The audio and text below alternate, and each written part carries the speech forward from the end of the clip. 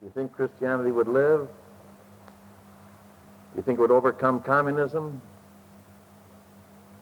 Do you think it would conquer the world? If those of us in this room were the only Christians in the world? Now, you see, that was the case with the disciples.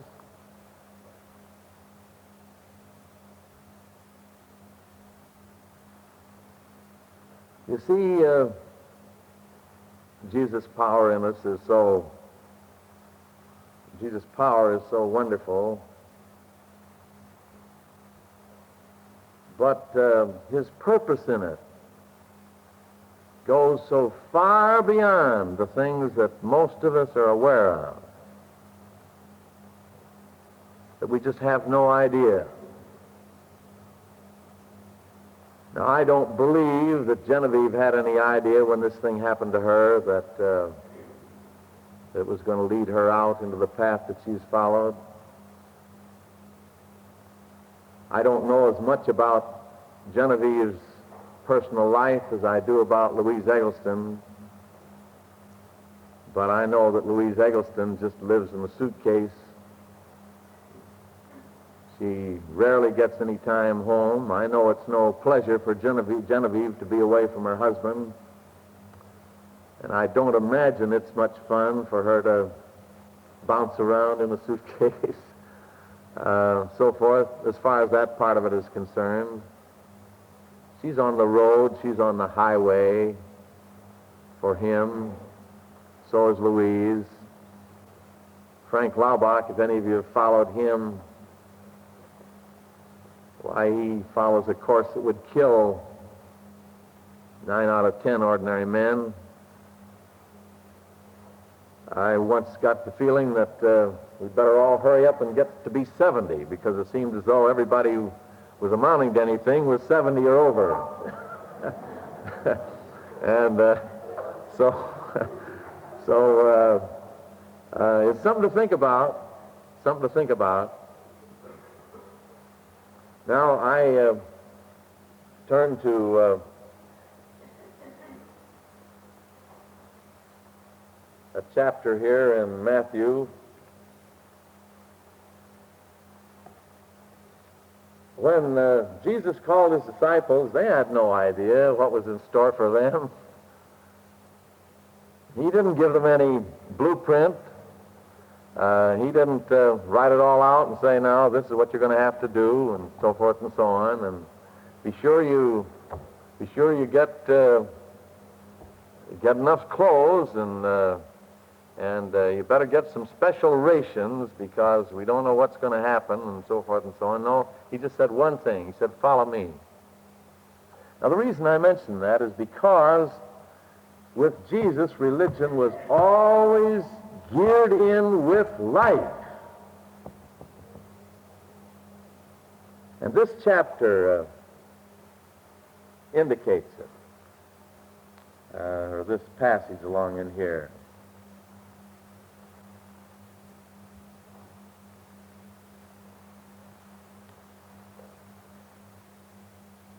When evening came, they brought him many demoniacs, and he cast out the spirits with a word and healed all the invalids. When he saw crowds around him, he gave orders for a crossing to the other side. A scribe came up and said to him, Teacher, I'll follow you anywhere. Jesus said to him, Foxes have holes, wild birds have nests, but the Son of Man has nowhere to lay his head. Now, it doesn't say, but I don't believe that scribe followed him, because Jesus immediately put him up against life. See what I mean? Another of the disciples said to him, Lord, let me go and bury my father first of all. Jesus said to him, Follow me, and leave the dead to bury their own dead. Well, you get the implication of that. Heavy storm came on at sea, so that the boat was buried under the waves. He was sleeping, so the disciples went and woke him up, saying, Help, Lord, we're drowning. He said to them, Why are you afraid? How little you trust God. And he got up and checked the winds and the sea, and there was a great calm. Men marveled at him. But you see, his disciples, he put them right up against it. He said, "What's the matter with you? Why are you afraid in this situation?" I think of Gene Estes, a Marine, who told of how he was out by on a bluff by the sea, and a great storm came up, and it just seized him with fear. I suppose we've all had experiences something like that.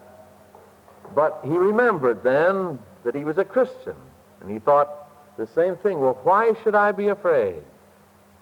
And so he prayed, and the fear left him, and a song was born in him. If I had the chance, I might teach you that song, but it's a glorious song that came out of that victory in his soul, see? But it was under pressure. He was afraid. And when he overcame that fear, the song was born. Makes me think about this chap that Stockwell with God in Red China. Is that the name of it? Something like that. He'd been a missionary for a long time, but here they put him in the concentration camp over in China. And what happened to him? He began to write poetry.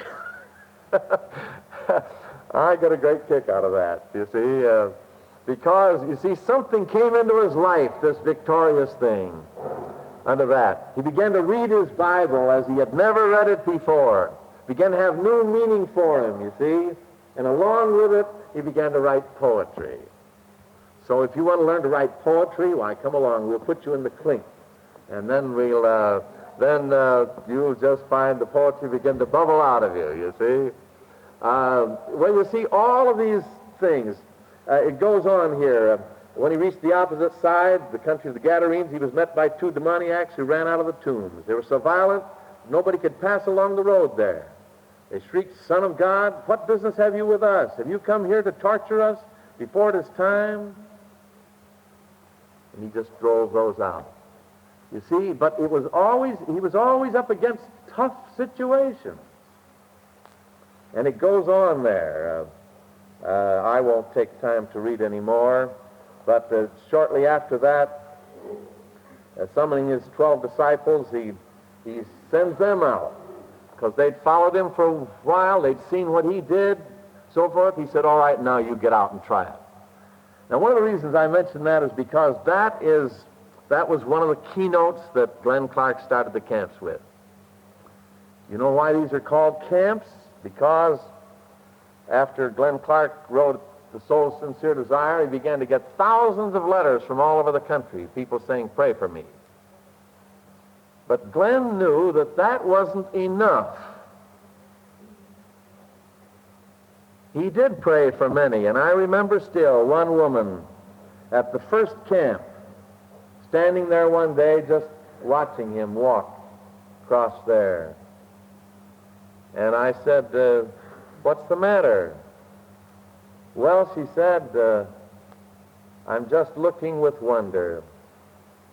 She said, "I wrote Glenn Clark some months ago about a problem that just had me completely defeated, and asked him if he would pray. And she said, he wrote me a simple little letter, but she said the problem vanished, I was healed, and she said, I'm just amazed. What is the power that has moved through him? Well, there were many people there like that, but the reason he started this camp was because he said, this is a thing that has to be lived, that has to be effective in life. And he said, I don't want people to come along and this isn't like a schoolroom where you come along and you teach them certain things and then they write back on an examination what you do. He said, no, I want athletes of the Spirit that go out and put these things to the test And when they put them to the test, then they will find out whether they have the reality or not. He said, now my athletes, every fall, at that time he was coaching the football team as well as the track team, and he said, I take them down to a camp where they can get a workout, where they can get toughened up and get ready for this that they're to do, the game that they are to play. And he said, and when I coach my boys in track, he said, I don't tell them, now you write down on me how you're going to do this. He said, no, they get out there and they run that race. And he said, I have seen boys practice every day for 4 years in order to do something that took less than 10 seconds to do. Well, that's a pretty good analogy, isn't it? Now, have you practiced for 4 years to do something that may take you less than 10 seconds to do? Well, Jesus, it says here, he cast out these demons with a word. With a word. That's all.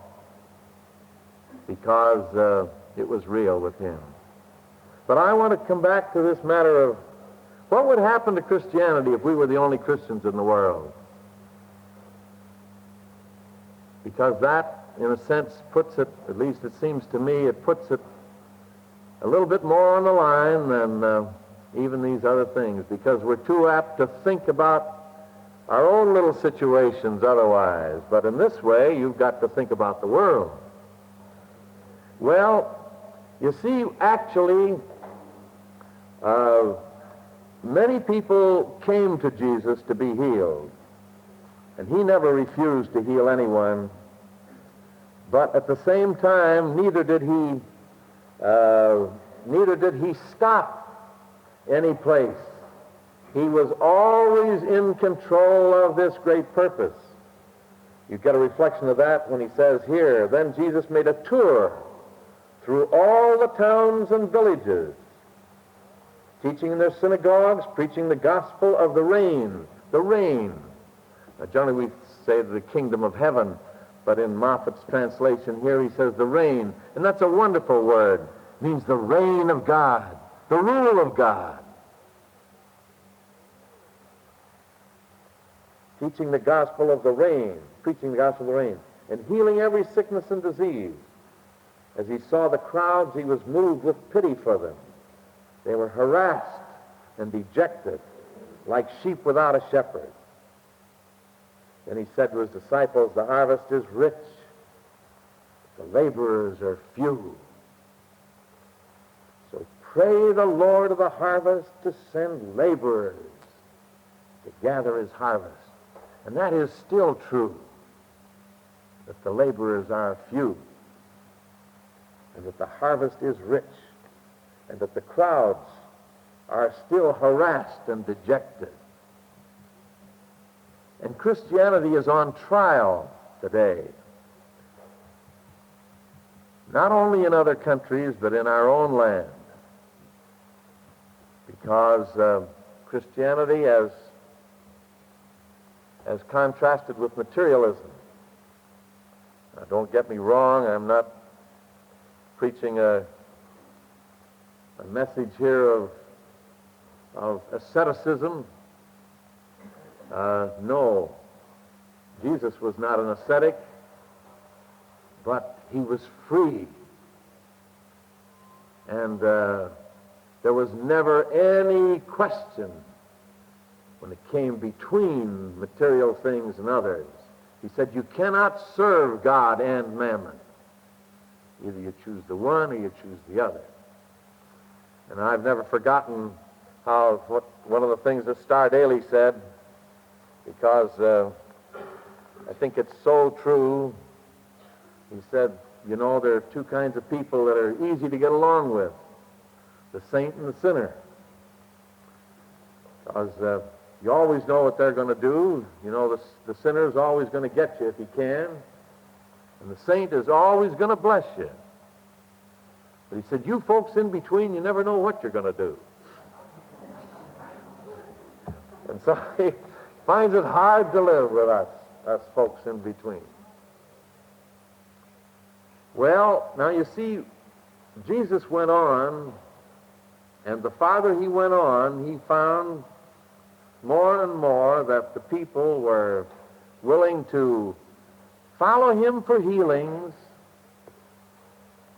but there were very, very few of them that were really ready to follow him.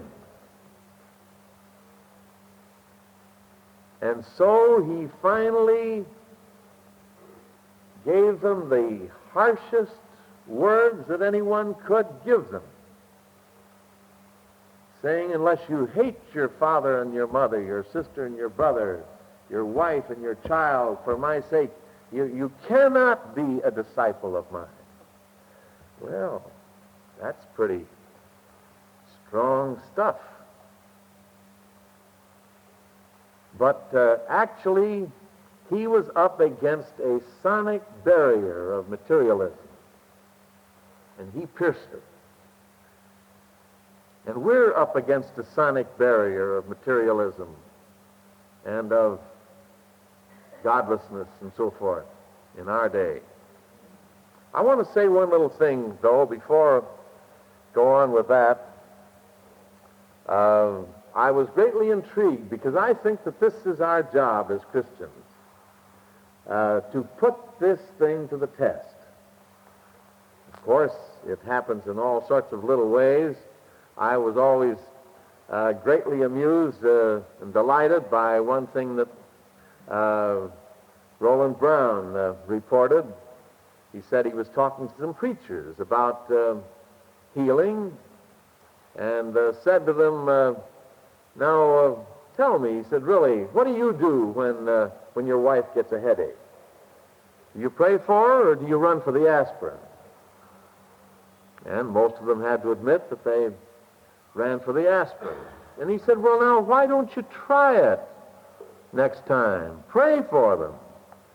You see, there's this hesitance, and we don't break through these barriers. Someone told me about something today that she had never broken through on. And so Roland reported that one of the younger preachers, after he got home, wrote him a letter. And he said, dear Roland, what do you know? What do you know? He said, when I got home, he said, my wife said, oh, I just got a dreadful headache beginning. And he said, and I was just about to get up and get the aspirin when I remembered what you'd said. And so he said, I said, he was hesitant, you see. He said, well, dear, would you mind if I came over and put my hands on your head and prayed for you? And she said, why, no, I'd love it. And so with that invitation, he went over, you see, and put his hands on her head and prayed for him. He'd never done a thing like that before. He'd been a minister for I don't know how long and so forth. And then in his letter, he said, what do you know? What do you know? It worked.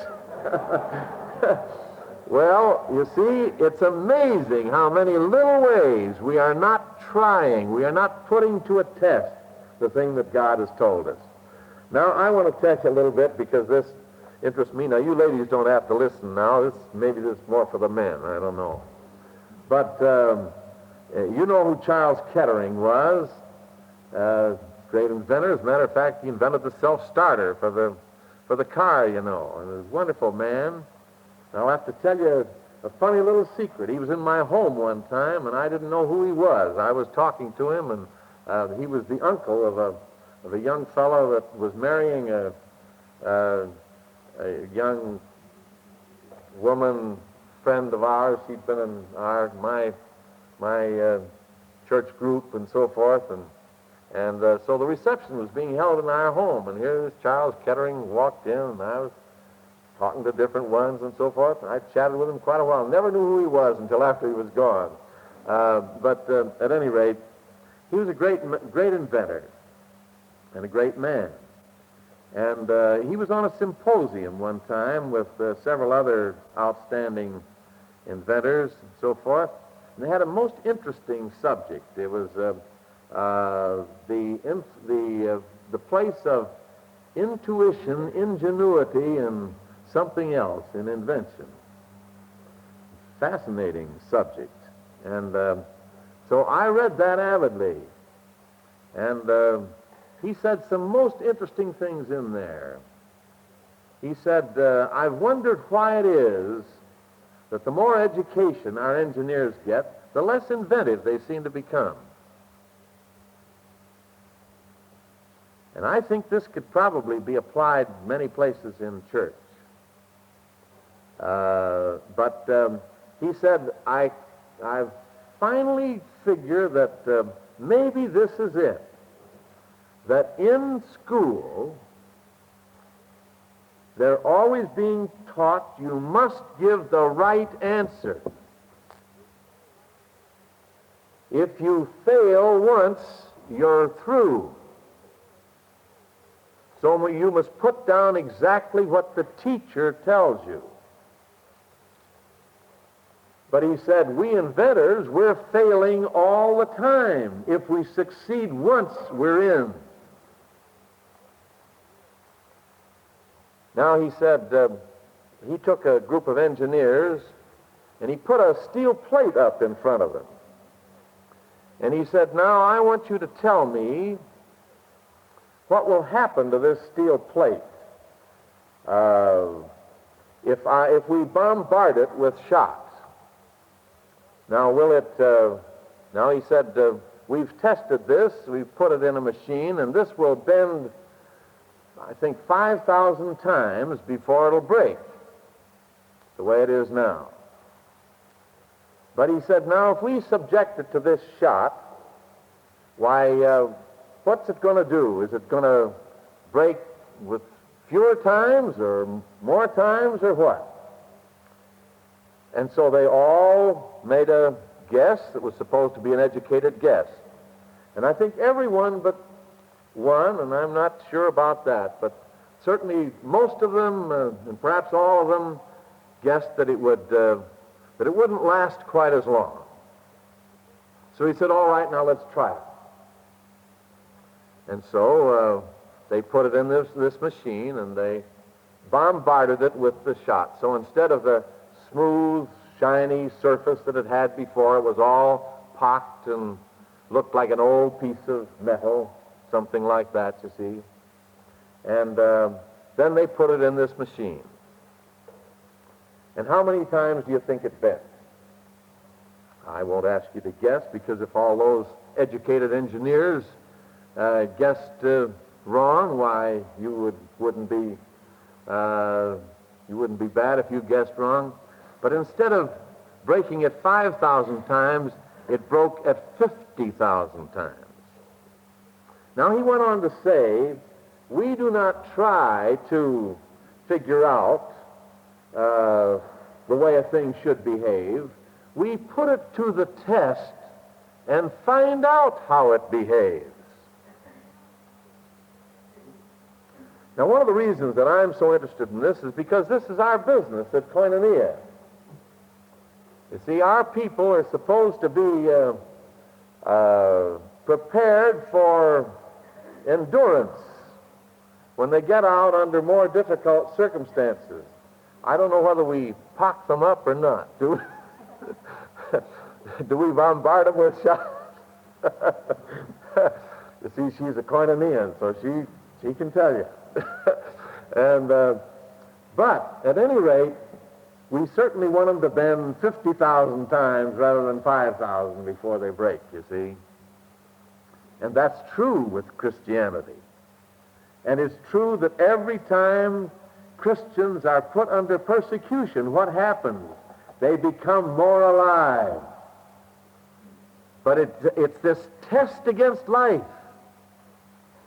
You don't know what's ahead there. And so we've got to find out about these things. Now, this doesn't mean that he's going to tell you to go and jump off a cliff the first time you test it out. No, he's willing that we learn as we go along, and he doesn't give us any very severe test to begin with, but he insists that we try it out. And that's why he said, "Come, follow me."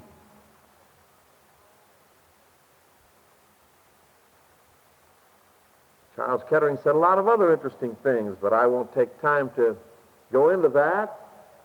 But it was amazing. Well, I will say this one thing, that someone came to him and asked for the thermodynamics expert. And so they sent him to Charles Kettering, and he said, "I'm looking for the thermodynamics specialists or experts." And Charles Kettering said, "Well, we have no department like that." And he said, "Well," he said, "I wish you'd tell me how you arrived at the fine machine, a diesel engine, I think, that they had developed." And so he said, well, Charles Kettering said, "Well, we tried this, and we tried that, and we found that didn't work, and so we tried this other thing, and so forth, and so this is what we've come up with." And he said, "Well, my goodness," he said, "seems to me you could have had a way of doing it much shorter than that." He said, "Well, that's the only way we know, putting things to the test." Now, if we are to be athletes of the Spirit, then that's what we want to do. Now, this calls for adventure, something that Genevieve was talking about the other night. Adventure. And every one of us needs to be adventuring. Needs to be trying something under God that we've never tried before. Now, have you ever gone up and prayed for anyone when they were sick? Put your hands on them? Have you ever gone out on faith without any money in your pocket? Well, one of our dear little ladies, little red-headed gal, back at Koinonia, she was there.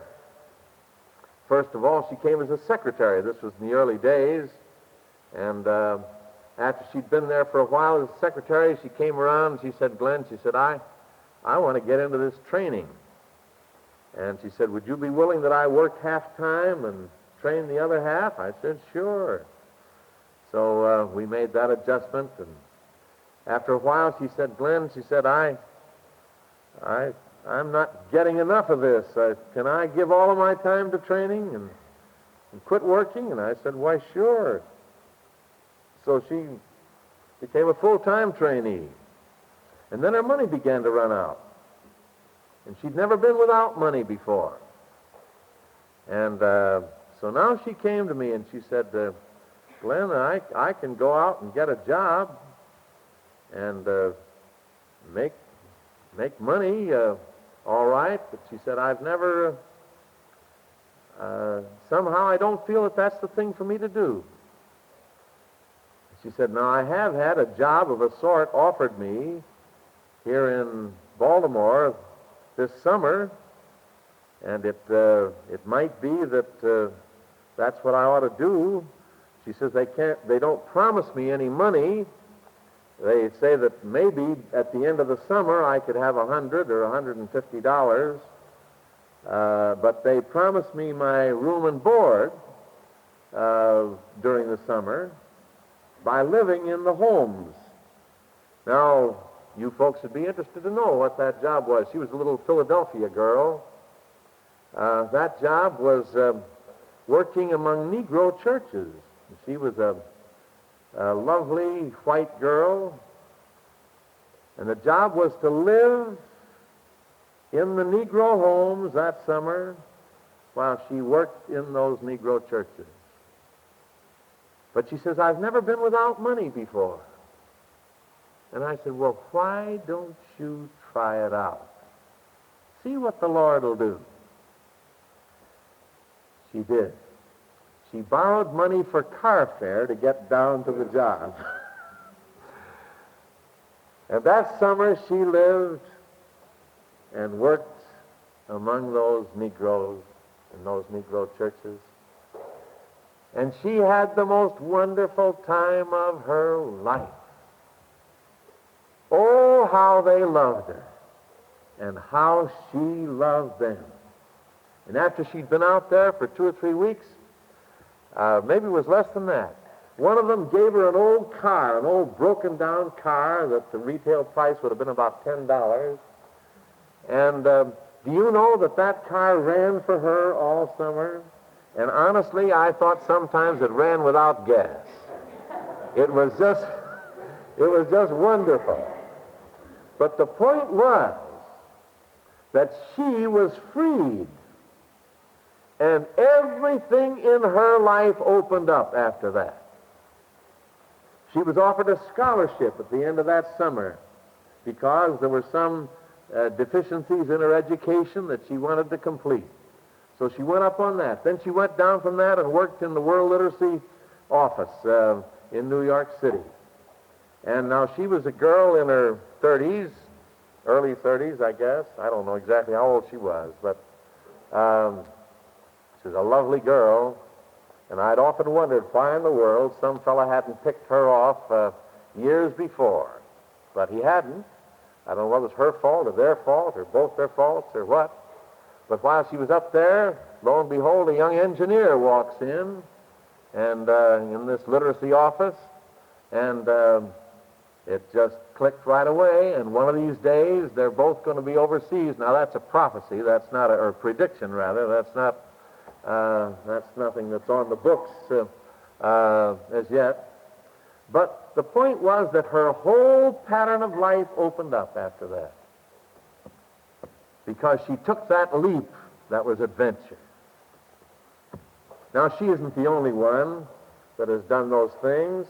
Everyone has his own particular area, because we all have to break through in some way the sonic barrier. Now, this is a thing that I love to tell, because I think it's so meaningful for us Christians. We were talking about this sonic barrier to a group of our trainees there at Koinonia some time back, and all of a sudden it occurred to me that here was George Moore in the group, and that he probably had gone through the sonic barrier because he was a jet pilot and a trainer of jet pilots before he gave that up and resigned from the Navy for religion and came to Koinonia. And so I turned to him and I said, "George, have you ever been through the sonic barrier?" And he nodded and said, "Yes." Well, I said, "Tell us about it." And so he said, "Well, in the planes that we had," because this was before the planes were equal to going through on level flight, he said, we would climb up about 45,000 feet, and then we'd head straight down with full power on.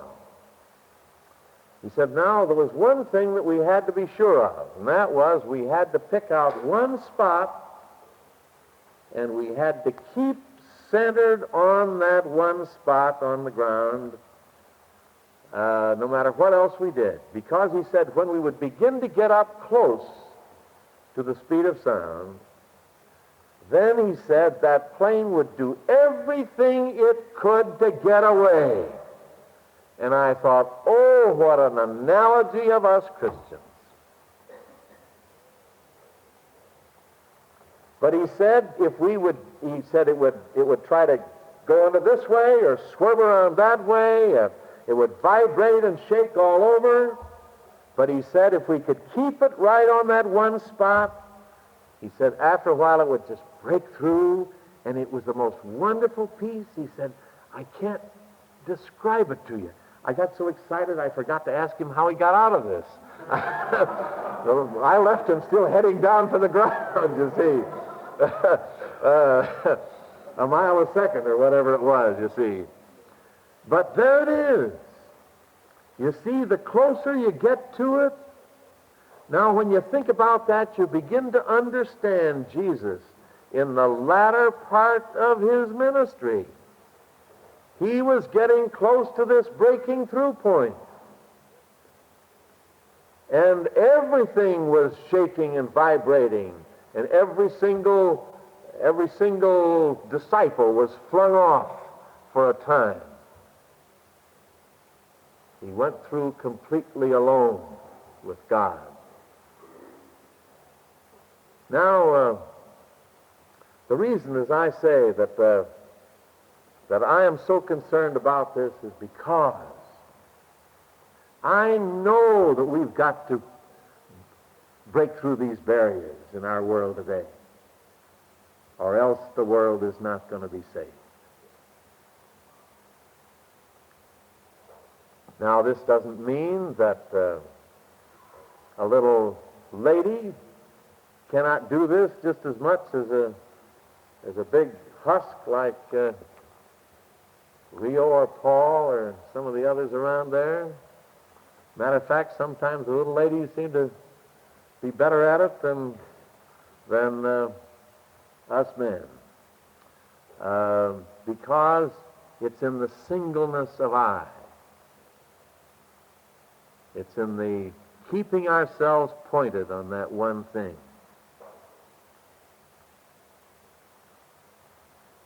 Now, as I said before, however, his disciples, he didn't put them to these severe tests right away. He took them as they came along, and he guided them at each point, and he kept them pointed. Even the time that he sent them out, to heal the sick and cast out demons and so forth. By the way, did you ever cast out a demon? How many of you have ever tried that? Well, I'm glad that some of you have. But there again, you see, it's a matter of singleness of eye. And if we abide in Jesus, that can be done just as easily as he did it. But it's seldom, of course, that our eye is quite that single. But when he sent the disciples out, why, they found that this thing worked. I don't think that they wrote a letter back to Jesus and said, "What do you know? It worked." But when they came back to him, they said, "Why, Lord, even the demons were subject unto us," you see. And he rejoiced. It thrilled him in the spirit. But did it throw him off the beam? No, not at all. And he saw that it was beginning to throw them off the beam. And so he said right away, "But don't be thrilled because the demons were subject unto you. You just be grateful that your names are written in heaven, that you are with God."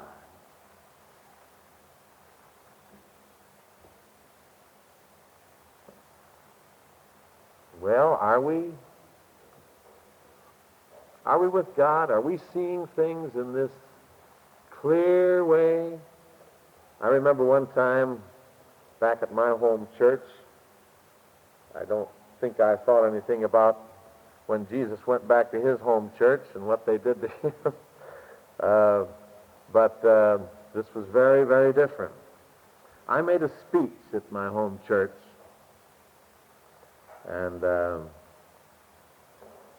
it was received very well, and a lot of people came up afterwards and complimented me and so forth and so on. And what happened? Why, I began to get so puffed up that I had to finally get away, and the only place that I could get away was to go to the men's washroom and lock myself in. This was in a church, but it was the only place that I could get away. And I just had to pray and pray and pray. to get free from that thing of self. Thank the Lord I got rid of most of it. But you see, there are so many, many ways. Any of you that have heard Hannah Hurnard are probably aware of how she has spoken about, well, now, please don't come up and say, that was wonderful, Hannah, because she said, I don't want you to throw me off. And, you see, she's got that sensitivity. And so we have to get that kind of sensitivity and keep our eyes single and our body full of light. Now, how do you do that? Well, you experiment. And when you're off balance, incidentally, I wish that we understood more about folks that aren't out there in the rhythm class. And I wonder why. Because your bodies are as much involved in this thing as your spirits, in many, many ways. And at least I know I had to learn a lot of things about my body, and that helped me a great deal spiritually. And I think the same thing could be true of all of us. And you're not getting the whole camp if we don't participate in all of these things. Now, isn't that right, Dalton? Amen. Yes. What's that? Yes, the art class also. That's right. And the writing class, and the art and the writing class. And this is not a joke. It's real, because we are whole, and we need to be aware of these things. If our bodies, for example, were violins, I wonder how well tuned they would be. Do you have any idea? Well, I'm afraid that some of them would be rather out of tune. I know mine gets out of tune sometimes. So let's get tuned up in all of these regards.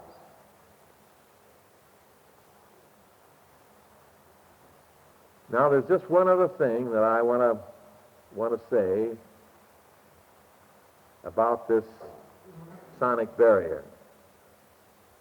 But I'm going to shift the figure a little bit.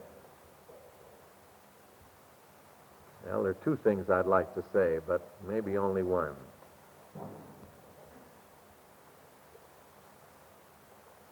I used to have a men's Bible class in Chicago, and the men used to say every now and then, Glenn, why is it that we seem to be just getting going good when it's time to stop?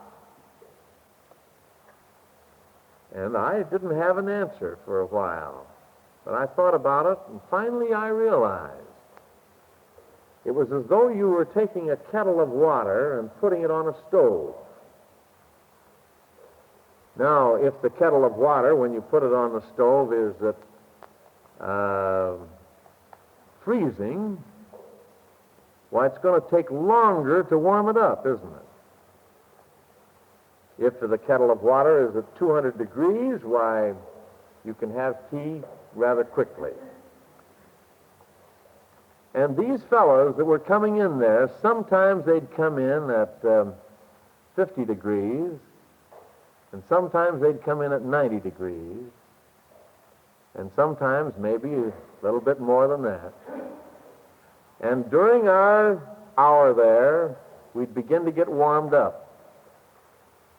And sometimes we'd get up to 200 degrees, and then the next week we'd go away and cool off. And then we might get warmed up to 210 degrees, and then we cool off. And up and down, up and down. Does that make you think of anything? Remember the nursery rhyme that says, bean porridge hot, bean porridge cold, bean porridge in the pot 9 days old? Now that's what happens when we just get warmed up and cool off, and warmed up and cool off, and never reach the point of power. Now the point of power is when you pass 212 degrees. And I didn't realize, because I wasn't enough of a scientist, I knew this, that it took one BTU, and that doesn't stand for Baptist Training Union. It took one British thermal unit, you see, to raise a cubic centimeter of water 1 degree until it gets to 212. And I innocently supposed that another degree and it would pass that. But no. Do you know how many degrees of energy, how many BTUs it takes to turn water from 212 degrees water to 212 degrees steam? Does anyone know?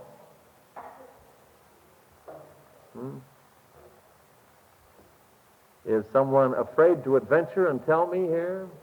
Huh? I'm glad he guessed.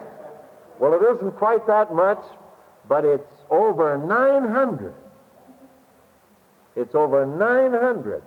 Now, I want you to get the significance of this, folks, because here this thing will warm up all right. And a lot of us campers, we come to camp and we get warmed up, but we don't break through to the point of power.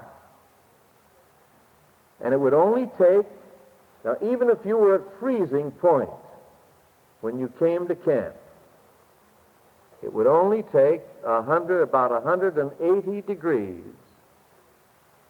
to warm you up to 212 degrees. You'd be real hot. But that doesn't mean that there's power. It'll take over 900 additional units to bring you to the point of power. Steam. Now that's no joke. Now this is why Jesus went off 40 days in the desert after the Spirit came down to him. This is why Paul went off for 3 years in the desert to get things right. This is why Genevieve had to go through the discipline that she did for I don't know how long. These things don't come easily. But if we get our minds set upon them and begin to move through,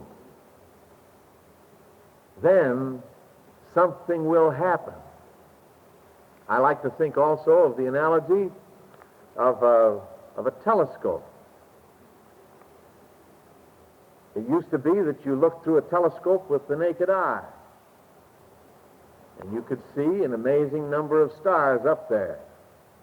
But my goodness, now they don't fool around with that. They almost never look through a telescope with the naked eye. They've got this machinery fixed so that it's fixed, it's pointed on one spot. And it follows that star. It never loses that star. It keeps it right in the center. And at the end of it is a photographic plate that is exposed for hour upon hour upon hour. And what happens? Why, there are all sorts of stars revealed on that photographic plate that the human eye, that the naked eye has never seen. And the same thing is true spiritually. That if we expose ourselves to God and keep our eyes single over a long period of time, things begin to be impressed upon us that otherwise we would never catch. So no matter what analogy you take, you see, it points to the same truth. I'm tempted to mention one other, but I guess I'll resist that temptation.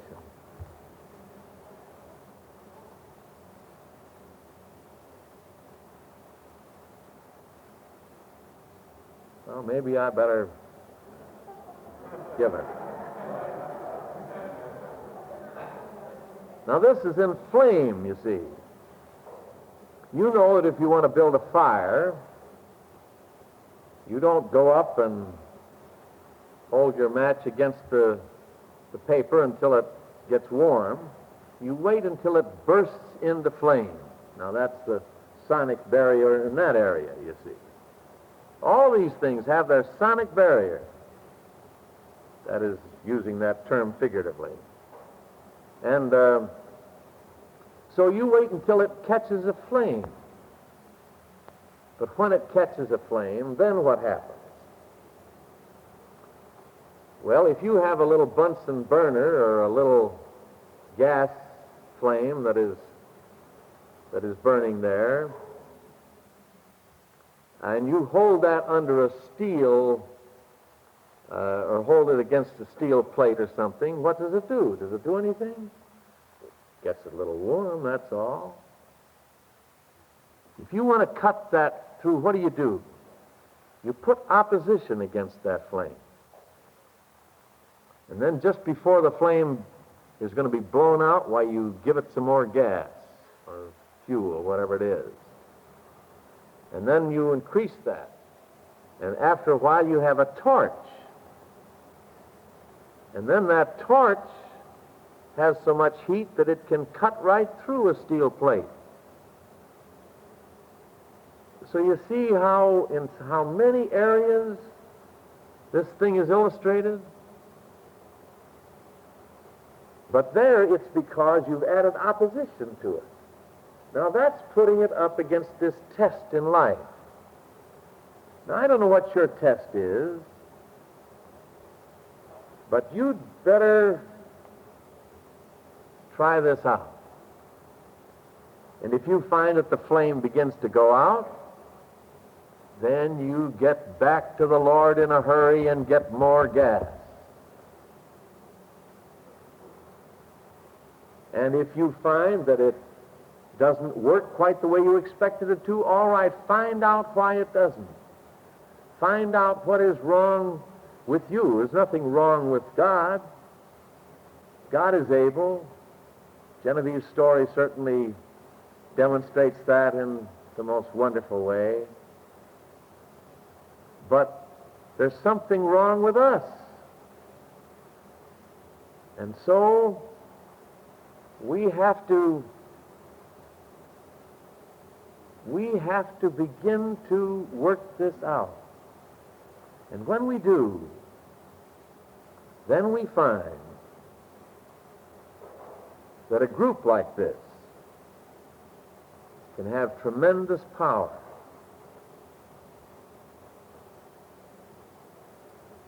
But if it's not being put to the test any place, it won't have that power. It won't break through.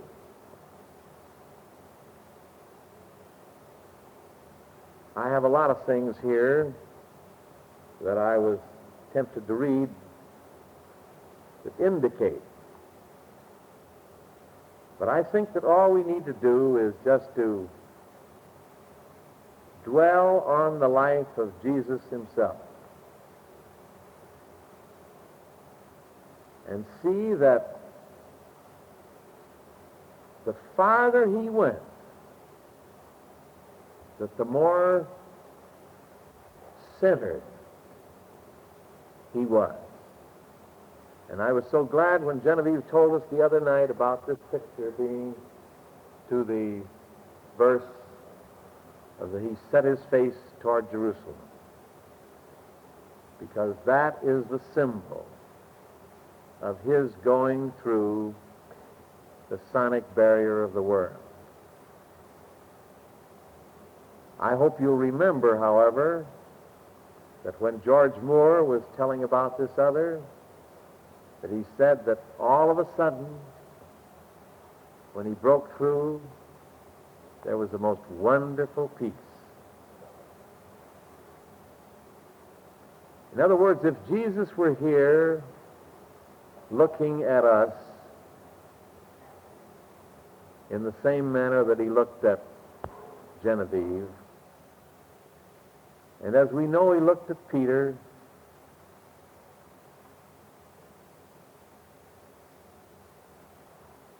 he'd see that we meet our test. Now, I don't care whether that's alcoholism, whether it's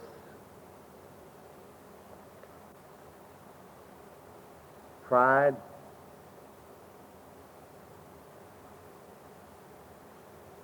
whether it's insecurity,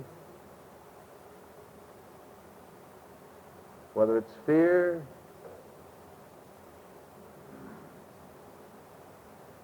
whether it's domination. You can just go on down the line, you can pick it out, but you give God a chance. And let him put you through his test.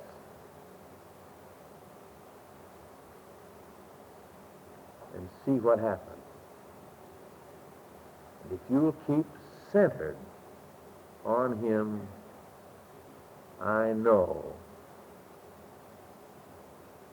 that he will deliver. Because it was he who said, I have overcome the world.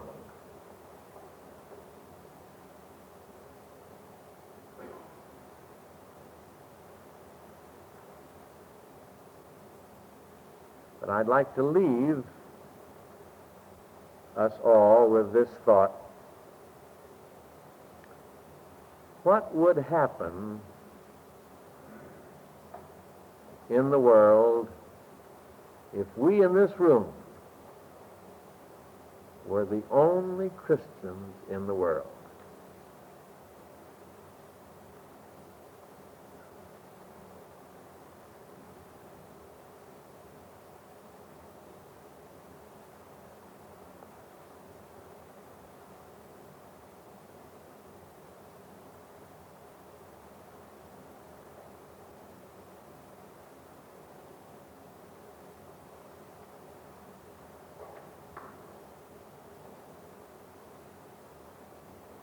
Dear Lord, oh, how wonderful it is that you have proven over and over again that you have overcome the world. Forgive us for having failed to give you the chance to prove it to us.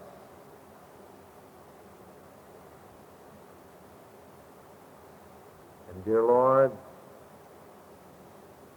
help us to follow not a far off,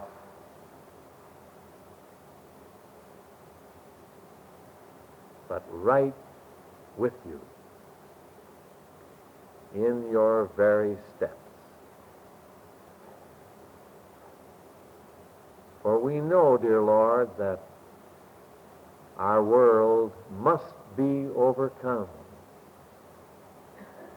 and that you are the only one who can do it